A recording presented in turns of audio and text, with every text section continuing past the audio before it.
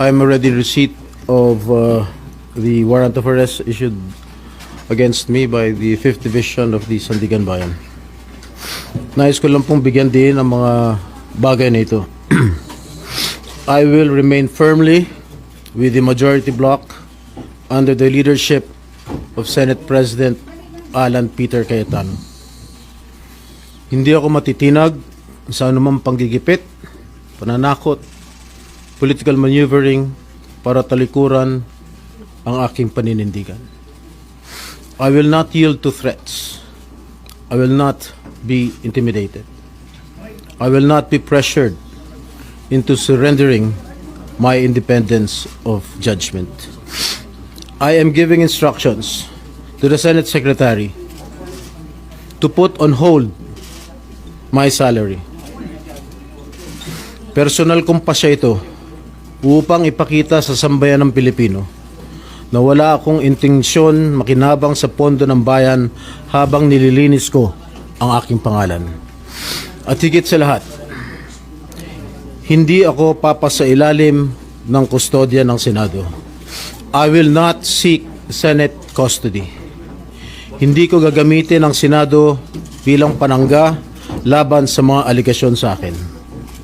Nakahanda akong ipagtanggol ang aking sarili sa hukuman at hindi ako magtatago sa likod ng institusyong ito upang umiwas sa proseso. Ipagtatanggol ko hanggang sa huli ang aking sarili para patunayan na walang batayan ang mga paratang sa akin. Kalokohan ang lahat na ito. Mismo ang Senate Legislative Budget Research and Monitoring Office or yung LBRMO ang nagsabi sa ombudsman na wala silang anumang dokumento o record na nagpapakita na ako ay nagpasok ng anuman insertion sa 2025 national budget. Ang mahalagang impormasyon nito ay kinilala pa mismo ni dating Senate Blue Ribbon Chairman Senator Panfilo Lacson bilang isang makabuluhang ebidensya na sumasalungat sa mga aligasyong ibinabato laban sa akin. So how can the office of the ombudsman file a plunder case against me when I am not even alleged to be part of or the mastermind of the supposed scheme? Wala po akong kinalaman dyan. Ngayon ko lang po isa sa publiko ito. Maraming beses po ako inalok na talikuran ang independent majority bloc kapalit ang pagbabasura sa aking kaso. Ngunit, hindi ko po ito tinanggap. Mas nanaig ang paninindigan ko na ako'y manatili sa hanay ng mga kasamahan ko sa independent majority bloc. I stand my ground. Ngayon kung tatanungin niyo kung sino sila, abangan ninyo ang susunod na kabanata. I stand my ground because what is at stake here goes far beyond my personal circumstances.